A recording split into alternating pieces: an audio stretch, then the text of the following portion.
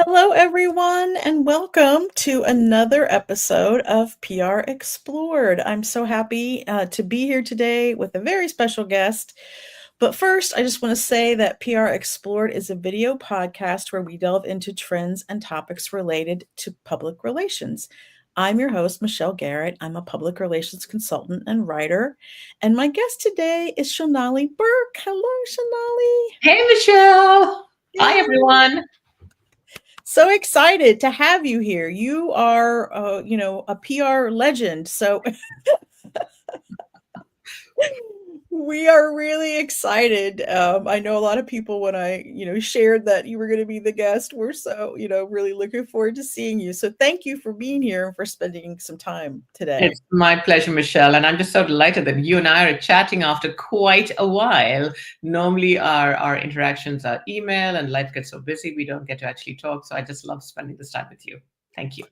Well, I am thrilled. So thank you so much. And I know I want you to tell us a little bit about yourself, but of course, you are many things, and people may know you from your time as a faculty member at Johns Hopkins.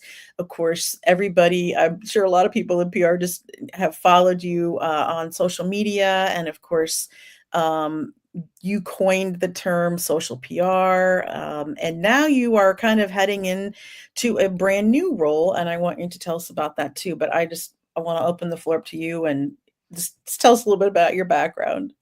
Thank you, Michelle.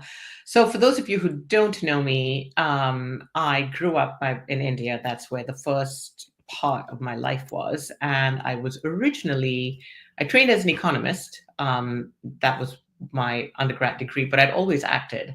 And so I did my master's in theater, and that was my first career.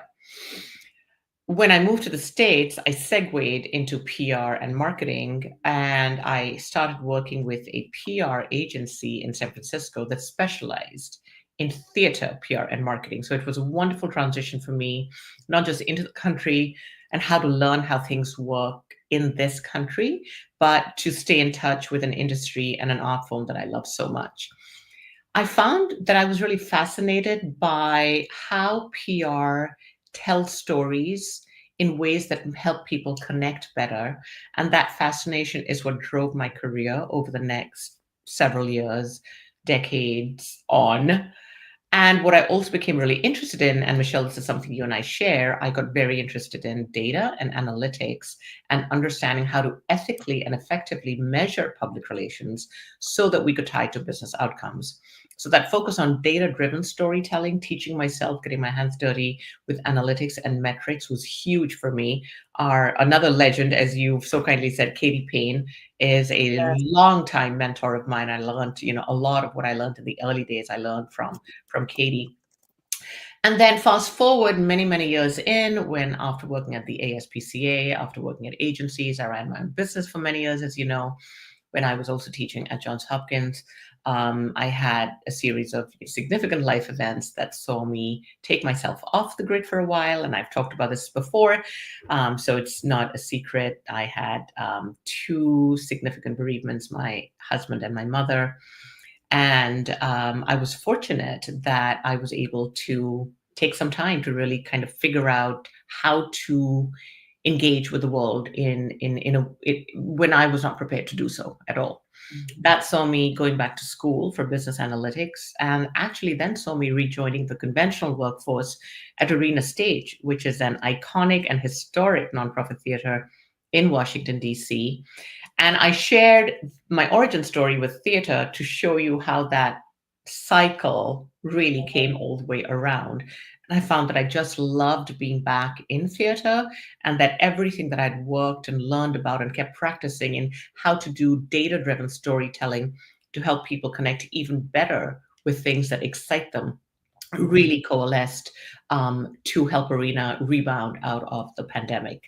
Um, and so the next step for me in my career progression was really to move into a managing director role, really being the administrative and business head in a co-leadership model for a nonprofit theater, because that is what I just love. That's who I am at my core. And I'm absolutely delighted that as of June 1st, I will officially be full-time with People's Light a nonprofit theater in Malvern, Pennsylvania, one of the most beautiful parts of the country, as their managing director, co-leading this remarkable 50-year-old theater into its next chapter with Zach Berkman, my partner. Also on the personal side, because I know whenever I share that story, people go, "Oh my God, that was terrible." And yes, it was, but my personal life also rebounded. And I have a wonderful fiance who's got two wonderful children, and they have a wonderful crazy dog, and I have a wonderful crazy dog. So everything works out. And you're moving, of course, I'm for your new moving, yeah. role. I'm So moving that's a after big 22 deal. years. And you also have kind of broken a glass ceiling. If you want to just talk a little bit about that. I have. And the funny part is that I didn't even realize I had done that. But after we made the announcement of my joining People's Light, my colleagues back from the National School of Drama in Delhi were just over the moon. And somebody said, "Wow, now we even have an Indian American running a theater in the United States." And I was like, "Oh my goodness, that's true." So I believe that indeed I am the first, or I will be the first Indian American managing director of a US based theater. Yay, that's incredible. I think that's just, we need more of that. So I'm excited for you. And it seems like you're really like you took a lot of, it was obviously a thoughtful process to get to where you're going. So yeah. So that's exciting. Thank you. So let's talk. I mean, we have so many things we could talk about. And as we were kind of preparing for today, I think, we thought about some directions we could go in. And I think one of the ones that, interests me the most, and I think that we can, shed some light on for people listening today, is maybe let's talk about some of the things that you've learned along the way. Working in a PR role, what are some things that you've learned that you think have really helped you grow in your as a leader, grow in your leadership skills? I would say in no particular order. The first one would be really understanding how to analyze and interpret data. That was something that I got very interested in early on. And I've always been very results driven, very outcomes driven. And this whole line of, well, we got this many impressions and da da da da da in PR, which many people still believe is the holy grail of how you measure public relations. It just didn't make sense to me, because how did we know we were putting butts in seats?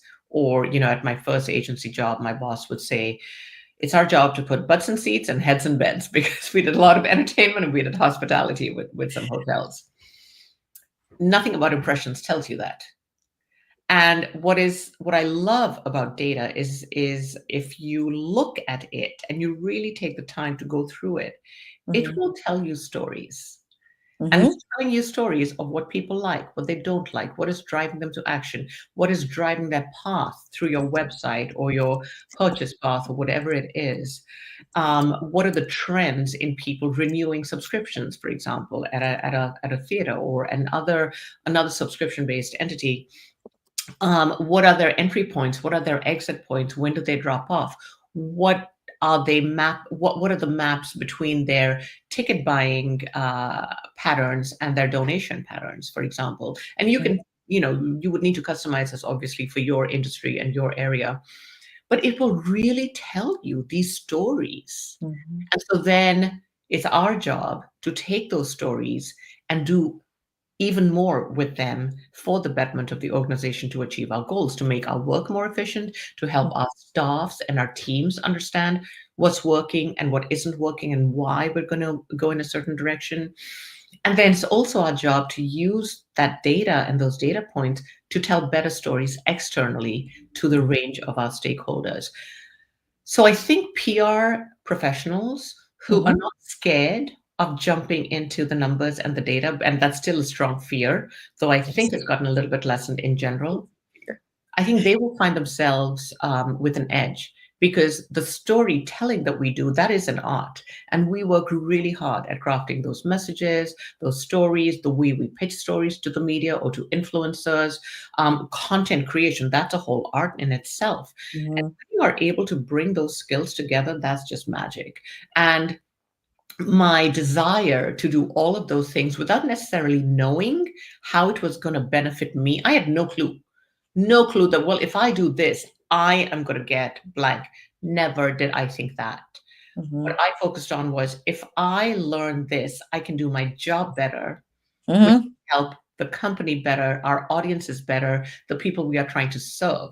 It'll help us up level how we are showing up. And I think that's what's really important to keep at your core. So those are some of the principles that I think have been the through line of my career and work, and Mhm. really focusing on how we can be of best service in the moment. What do we need to do? And understanding how powerful communications and the story is, putting it all together is really what I think helps one get ahead. I love that, and I would say that a lot of times I feel like we are just almost order takers and we just, "Oh, do this thing," and we rush off and do it, and we're not really thinking through or setting a bar to begin with, like, "Where are we going with this, and how are we gonna tell if we got there?" And, like, those kinds of things, and I think you mentioned Katie Payne, who I a adore as well, but she's really disappointed in where measurement is, in our industry, in the PR industry, so, um, it feels like you mentioned fear, and I think that's still there's a lot of fear behind it, and it just feels to me like people aren't asking enough questions or the right questions, and so I appreciate what you Yeah, said yeah, there. and it's really sad. It is sad, and it's exhausting, And I remember talking with Katie, I don't know, several years ago when we had met up somewhere, and I said, "How do you do? You keep saying, like, you've been saying the same thing for, like, I don't know, 30 something years." And Yeah. what I love about Katie, and we all have, and at some point you're like, when are we going to stop saying this? When are we going to move beyond add value equivalency? For heaven's sake, it's 2025. Why are we still talking about add value equivalency? And Mhm. in a very, I think, in an irony of the digital age and the fact that so much can be measured digitally, there are folk who do not have the, I would say, a foundational grounding in public relations and the art of the story, the art of message mapping and tracking and measurement. And Mhm. so you're kind of slapping a one size fits all on everything because it's easy to do, but it's apples and oranges. And I know we don't need to go into all of that now, because then that would set me off on a rant and then we'd be here till midnight. But it is sad at times. And I would challenge PR professionals and their marketing counterparts, or whoever is leading in that team, because it could be anyone, right? To really Mhm. think of how we are serving and laddering up to organizational outcomes, and what, not just what accurate metrics are, but what are the meaningful metrics at hand? What says to me, well, because of this piece of data, I got this insight that helped me do my job better, that moved the needle for our business KPIs or Mm. nonprofit KPIs. Yeah, no, we could talk about measurement all day, and so but we won't do that today. Oh, but there are a lot of tools and resources. I've had John Burke on, and we've talked about what AMEC offers, and so there's some free and paid excellent resources out there for people that want to kind of dig more into that. I think, but it's an issue. I mean, there are a lot of issues, and definitely measurement is one. So. Let's talk a little bit about nonprofit and arts sectors a little bit.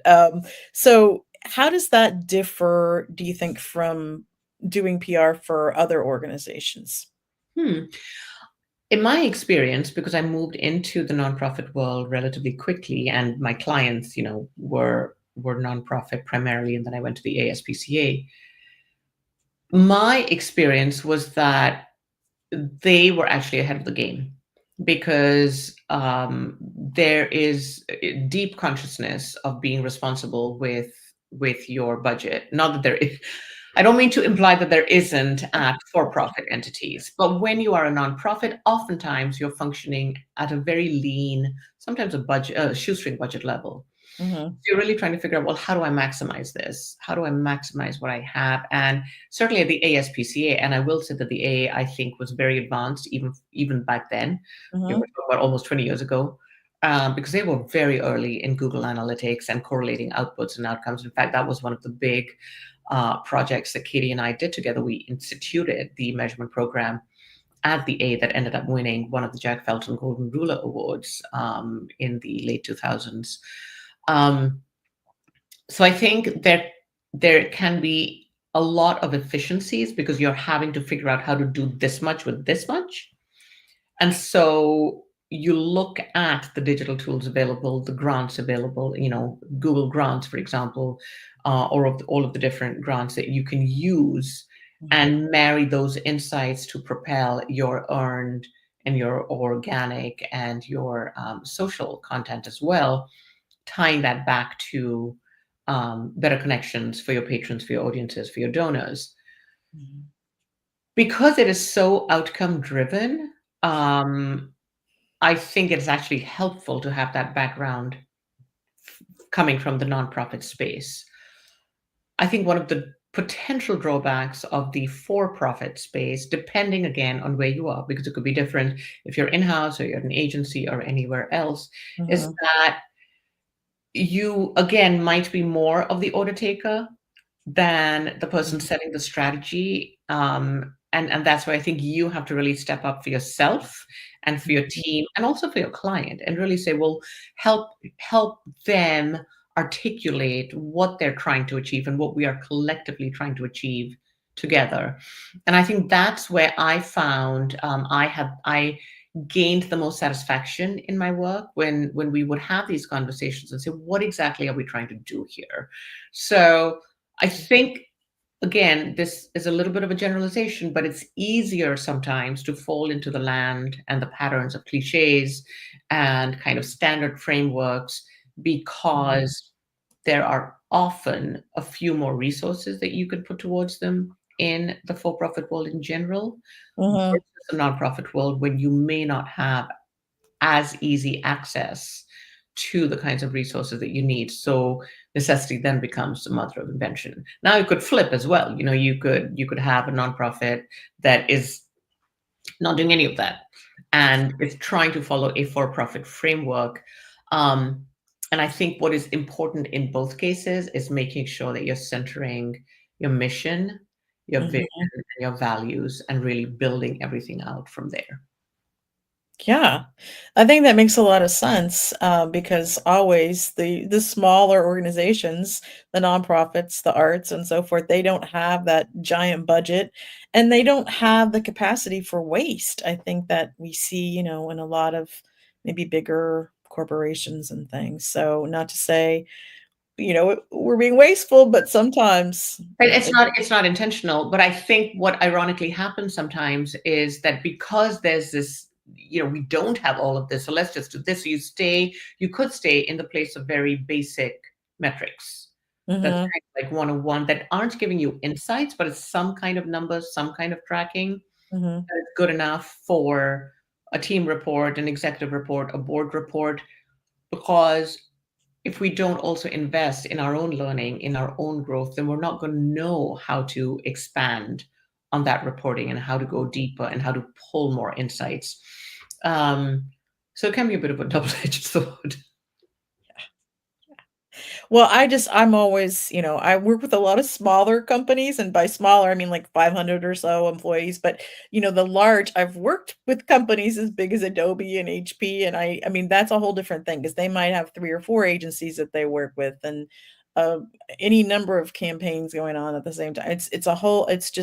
It's crazy. And I think within that, all that chaos and just, it can get kind of, you can just lose sight of, the overall goals and things. And so sometimes there is a little bit of, you know, waste there or just things that are being duplicated and so forth. So I think with the smaller orgs, you have to be careful. Obviously, you're forced to be careful because the constraints are so much different. I think you're absolutely right. And I think one of the key elements to look out for in each case is to make sure you're not working in silos, because that's where the duplication of effort and the inefficiencies start to happen. And when you're streamlining and when you're working cross-functionally and you're kind of breaking it down, it's just so much more efficient. So that you don't have four reports that are saying the same thing for 75% of them, but then really the 25% is what's different. Well, that could just have been one report, and had four different levels of insights from the four reporting groups, for example. So I think that awareness of how are we how are we in greatest service to our cause. And I know that that kind of language is often associated with nonprofits and cause-driven organizations, but I think it's true across the board for-profit entities as well, because ultimately there's something you are trying to bring to the market, to your audience, your customer, to the consumer, that is making their life better, and that is supporting your organizational goals as well. Don't you think too that you just have to get a little bit more creative in general when you're working with a smaller, budget and this, smaller team? You kind of have to find that creativity. Yeah, and I think that's where I would say that's maybe a yes and rather than a Mhm, blanket. Yeah, because I think you've got to be creative everywhere, right? To make sure mhm, you're as optimized as possible.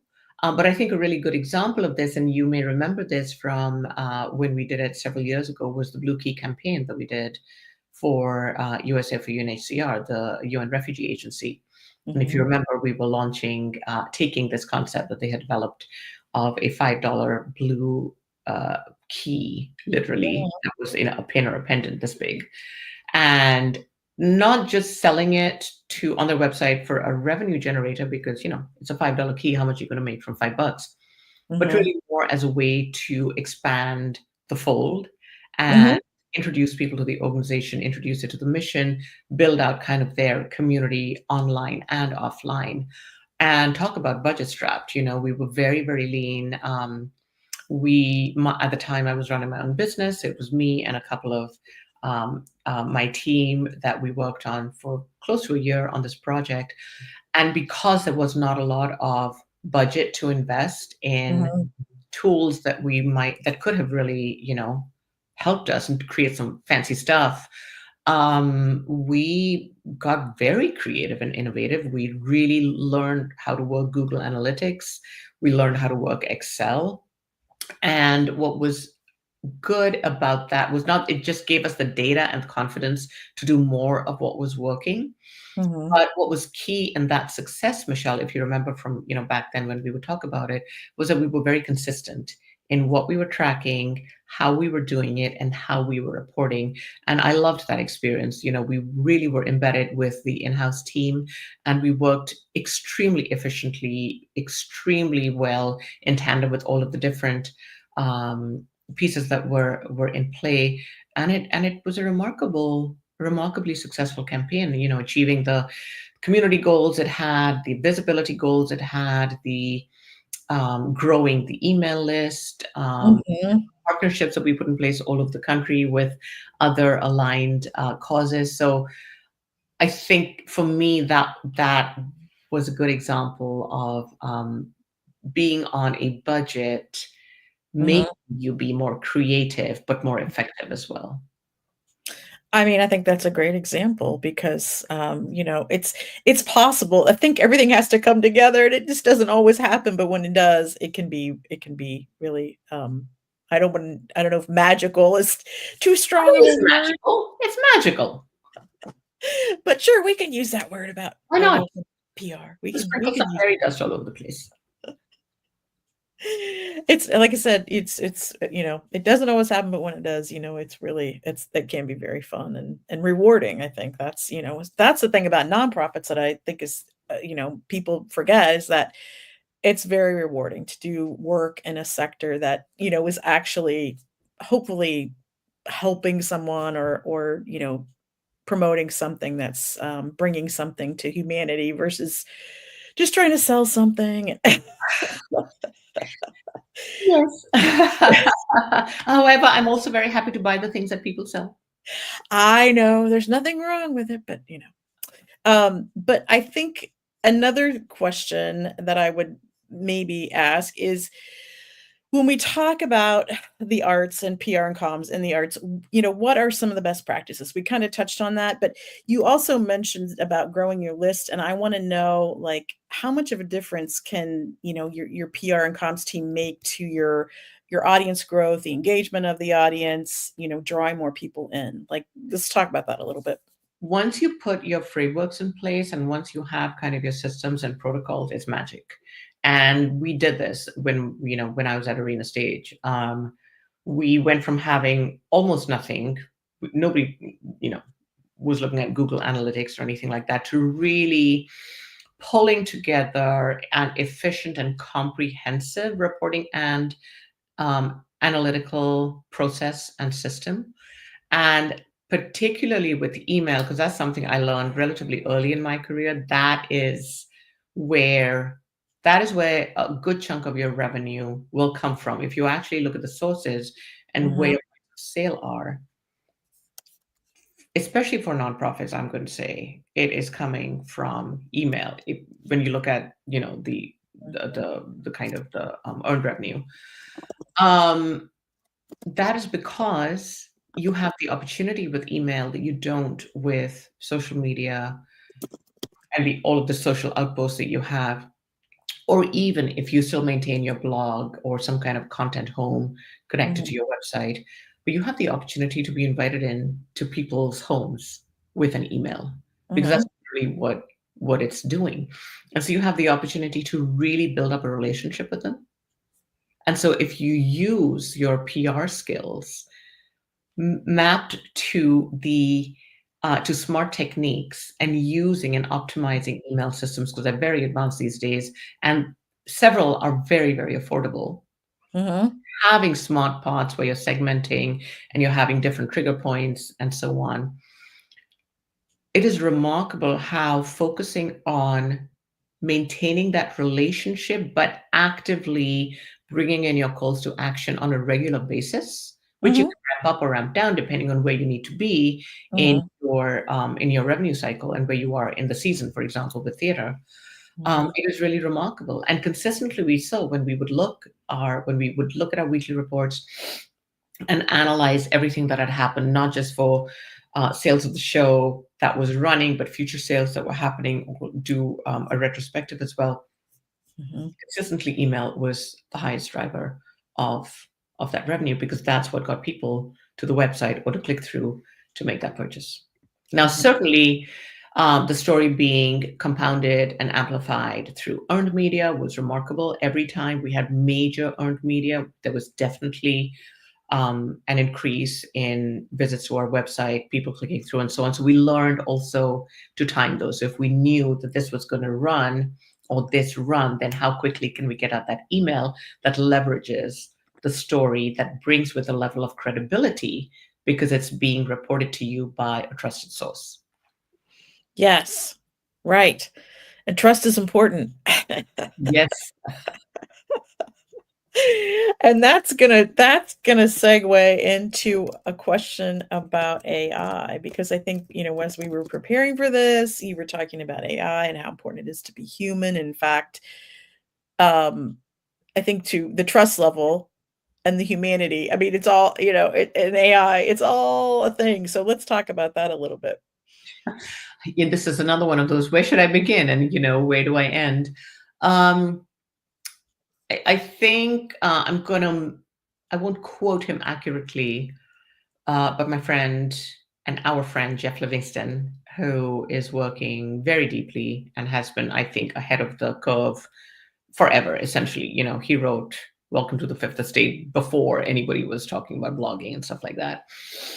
And as he points out, a lot of people are talking about AI without really knowing how to use it and how to leverage Mhm, it. And the truth is, and it is just that complex. So, when you're talking about generative AI, yes, there are all of these different tools that you can use to do for certain things, which you should.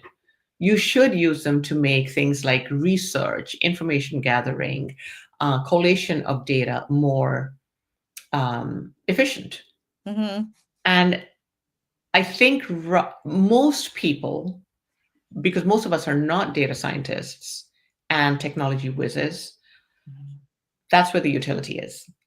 However, an AI assistant is only going to be as good as the data that it's trained on and the Mm-hmm. prompts that it's receiving, which is why there's this huge push and awareness and attention to the different ways different entities are trying to secure and organize data.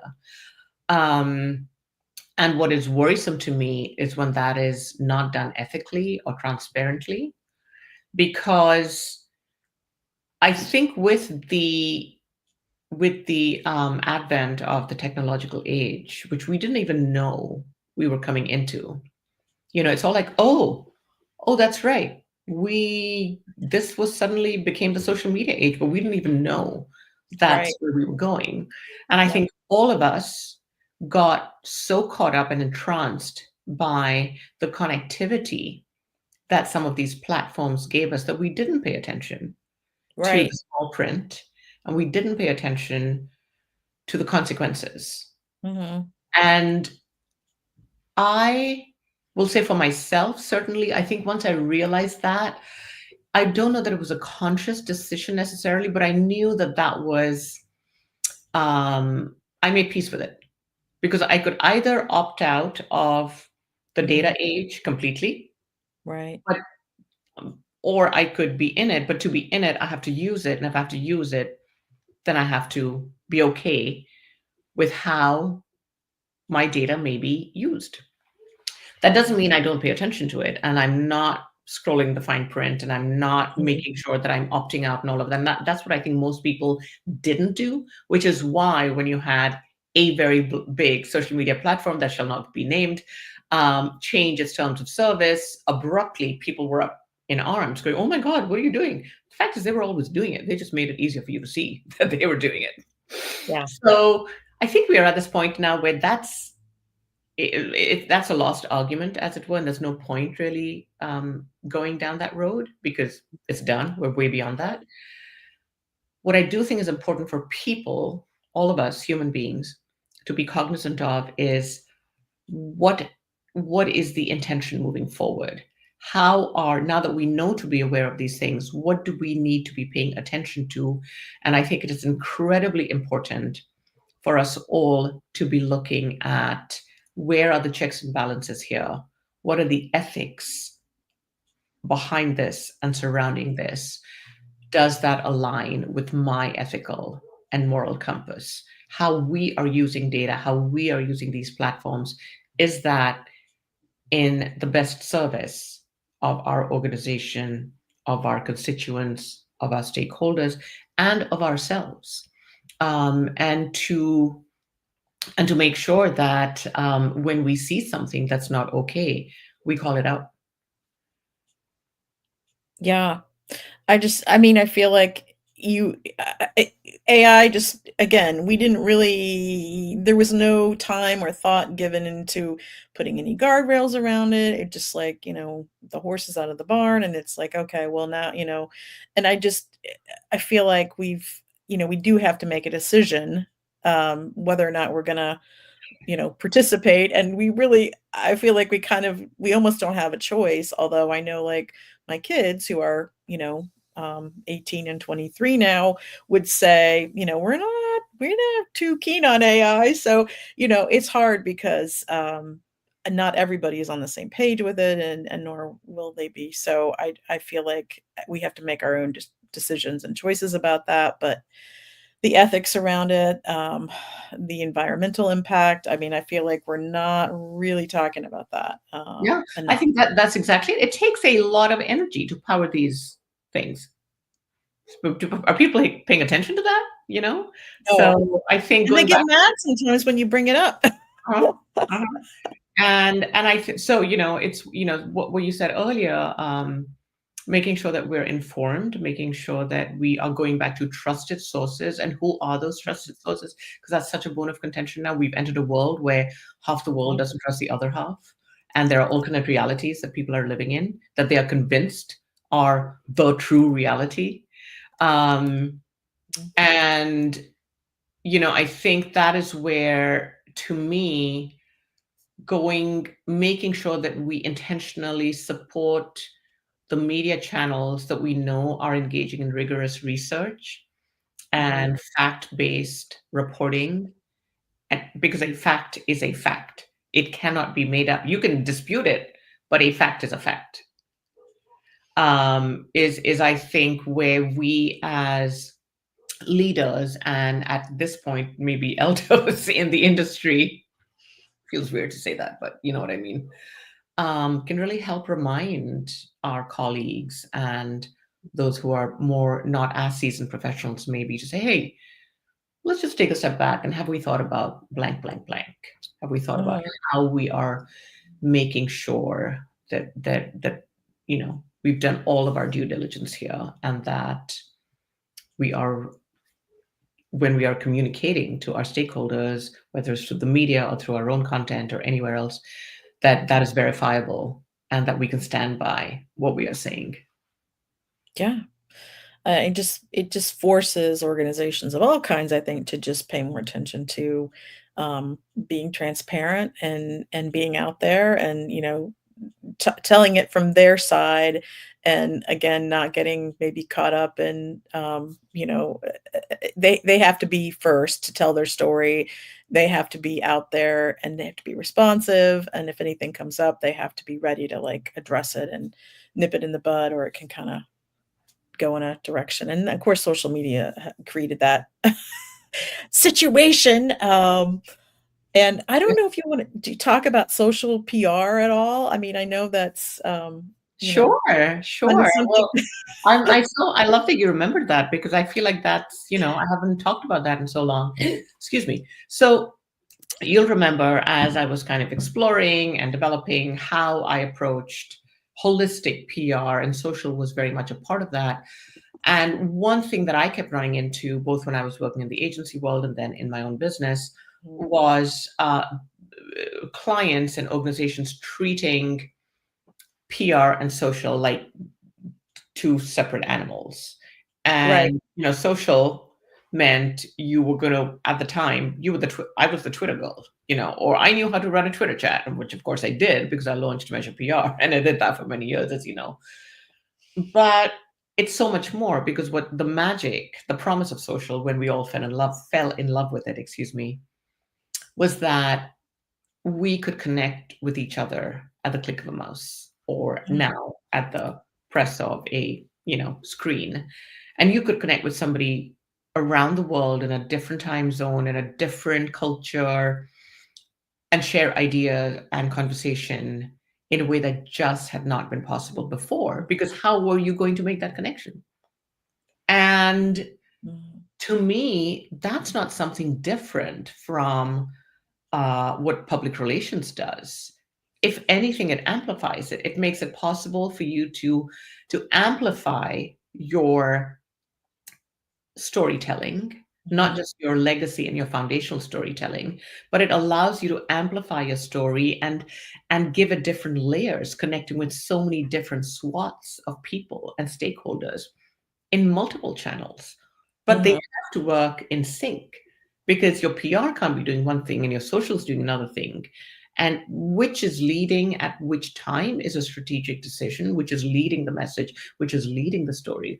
But there are also limitations of platforms, whether even short form storytelling, short form platforms, even though you can do threaded comments and all of that, that's very different than a long form essay, or an in-depth report that you're reading on a trusted website or a newspaper or a magazine story, in multimedia that goes behind the scenes. They're all different. And so I started to work and think about integrating these two. And that's how I came up with the term of social PR, because it wasn't just, well, PR is the media and social is Twitter.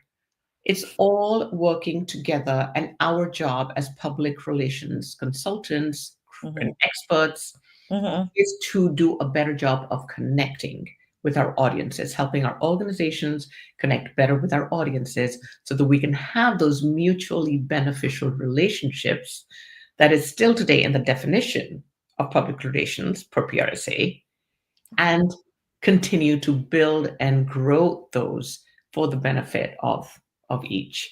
And that's when I created the framework, the 7C Social PR framework, etc. I launched my course and so on. And it worked really well. And I'm very proud of how many people adopted it, and the when I would teach about it, or companies that started to use that approach, it makes me feel like I gave something to the industry and helped maybe move how we work forward a little bit, at least at the time.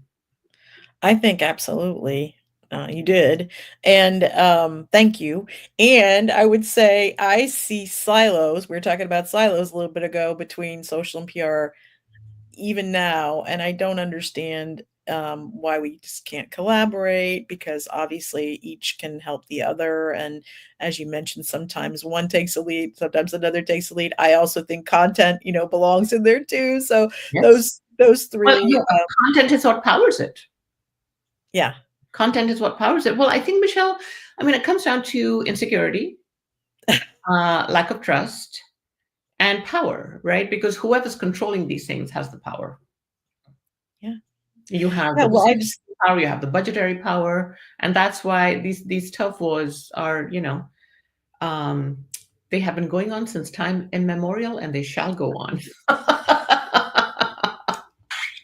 it's so counterproductive, because and I also feel that, PR pros are well-versed in all of those areas. So, I mean, before there ever was social media, before there ever was content marketing, those terms were coined, we were doing those things, right? Because we write and we share and we connect and we're good at all of those things. So that's why I feel like public relations pros are so such a great fit for so many different roles. But you do have to figure out how to kind of work together, and everybody has to want to work together, I think, to make it effective. And I think that's why, going back to what we started with, understanding how to parse and talk about and interpret data becomes so important, because that is the language of business.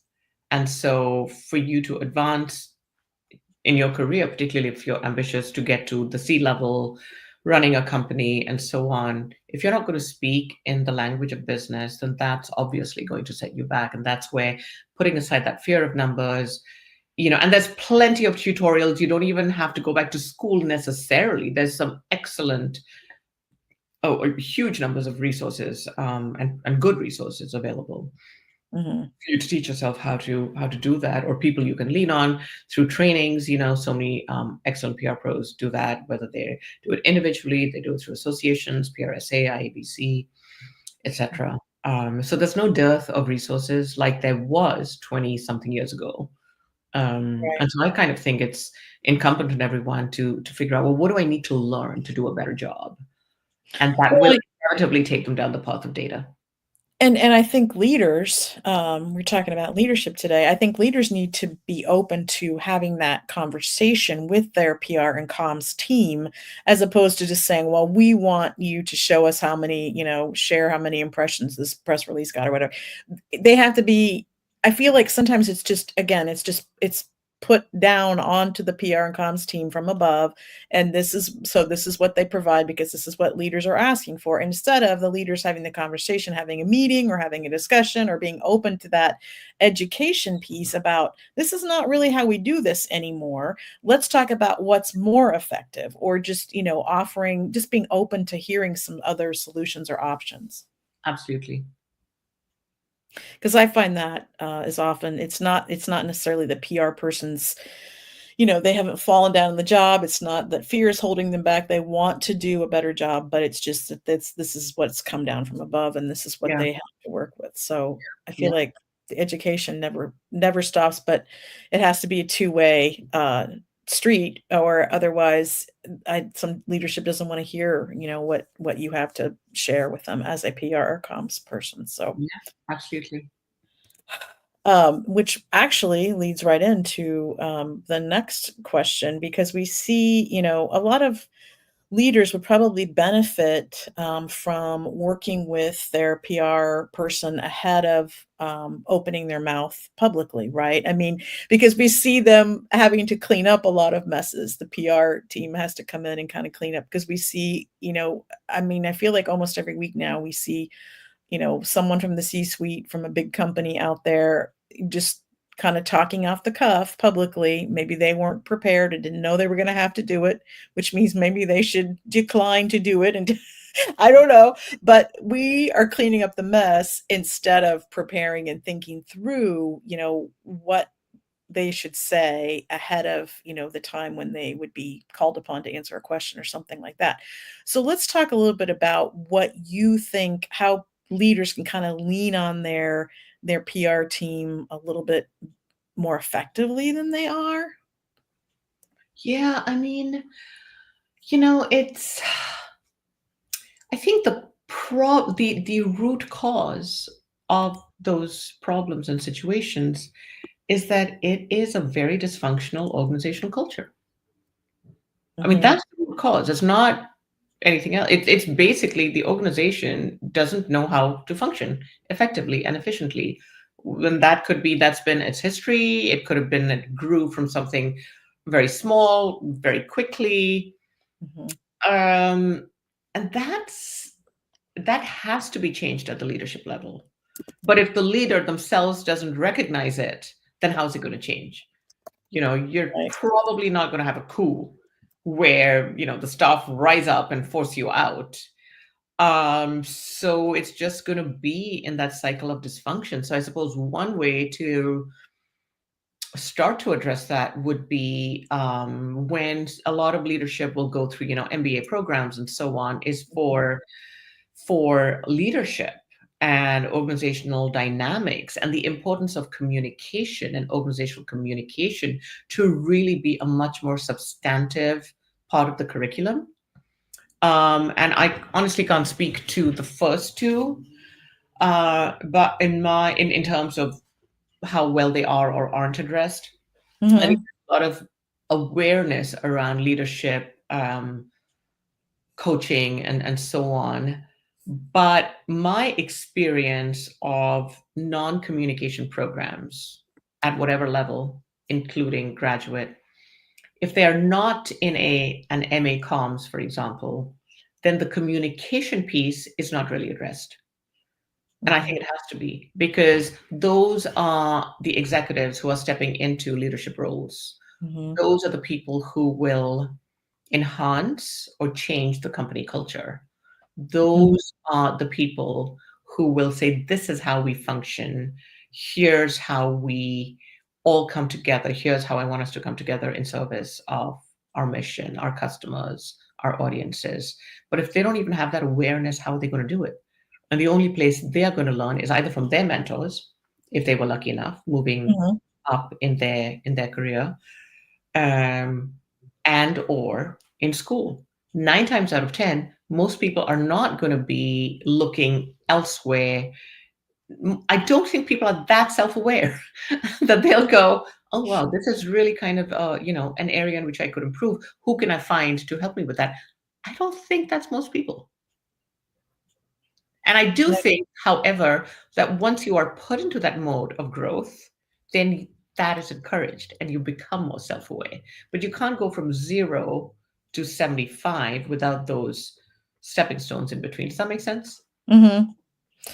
Yeah, I just feel like, leadership and PR and comms are should be going this way, because they should be getting closer together, because it's never been more important for, I think, the leadership team to believe in the power of communications and to be out there as, a spokesperson, because media love that, right? But then again, at the same time, there's a responsibility to, deliver the message in a way that isn't going to cause more problems than it solves, so that's the thing that they have to do it to kind of get that Yeah. experience, but then you have to prepare to do it Yeah, effectively. they have to do it like you say, and they also someone has to say, hey, this is what you need to do. And that's what I meant. Like that kind of counsel Mhm. needs to come from their trusted source, which is likely to be peers, their, peer leaders, and Mhm. or people that they've learned from or they consider mentors. Mhm. Um, I I think I don't know if I've been very fortunate. I have been very fortunate because at every single point in my career, I never had leadership not include me in those critical conversations. Mhm. Certainly when I was in the agency world, I was oftentimes running those accounts. So I was talking directly to the SVP, sometimes the CEO. And when I was in-house, it was very much, well, she's running comms. She needs to be at the table. How are we Mhm. talking about XYZ? And there were multiple times where, even though I was not executive leadership at that time, but in that moment in time, my function Mhm. became leading the organization's response. So when you think about the ASPCA and all the things that happened there, or at later times with clients, later on in my career, my leadership always recognized the importance of having the communications expert in the room and guiding the process, shepherding it really. Yeah. But I don't always think that happens, so I Yeah. think maybe all it takes is one, you know, misstep to realize the importance, of that, close And not just relationship. a misstep, because that's a double-edged sword as well, right? Because if the misstep itself is not then handled Mhm. well, then that Mhm. just perpetuates that cycle. That's why I think there's the opportunity to educate up and for the proactive PR expert and Right. person to be thinking of, hey, so I put some stuff together and I just put together these use cases of when such and such happened. Here's how they handled it. Because it is our job, especially when we are not yet at that leadership level, to build trust, not just with our team, with our peers, with our colleagues, but with our executives as well. And if we say, I just want to share some ideas on how so and so handled these things, I thought this was very interesting because I can potentially see such and such could develop 6 months down the road. And I'm just going to leave this here for now. I'd love to know your thinking about it. Just so kind of seeding that conversation. That's where I think we all have our own responsibility to participate in the education of our colleagues and our leaders as well. Absolutely. Yes, I do, and I just hope that they stay open to what we are, there to And share. that's where if you tie it back to the business results, Mhm. they will, because at the end of the day, that is what they want to see happen. And that's what they've been hired to do. That's great. Oh, I love that. I think that would be a great note to end on, actually.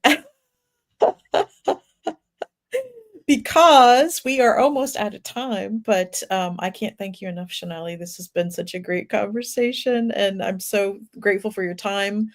Congratulations on all your wonderful news and on your new role, and, I hope everybody will, follow you on LinkedIn, and I shared your site as well, and, is there anything else that you wanna leave us with? Anything else we should do to keep up with your all of your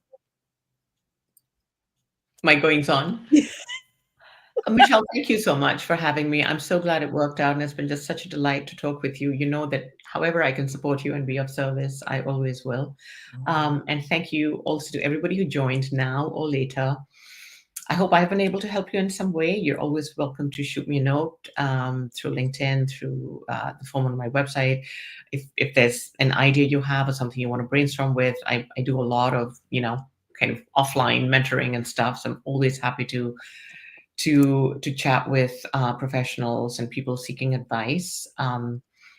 I would say the other thing that I would love everyone to do is to check out my new home at People's Light. We are a wonderful Yeah. theater in Malvern, Pennsylvania. Like I said, the work that we do is remarkable, and it's an incredible gathering place, really a hub for the community to come together and explore the world through a range of incredibly, incredibly excellent art. So People's Light is at peopleslight.org. And if you're ever in the Philadelphia area or passing through, come and see us because, as they say, You'll like the way you feel. I guarantee it. That is a great, commercial for People's Light, and, yeah, I hope a lot of people take you up on that. But I wanna thank you again. I wanna thank everybody who's tuned in, and, we'll be back in a couple of weeks to talk about mental health in PR and social media, which is gonna be another great topic, and, thanks, everybody. Thanks, Shonali. Thank you so much. Bye. Bye.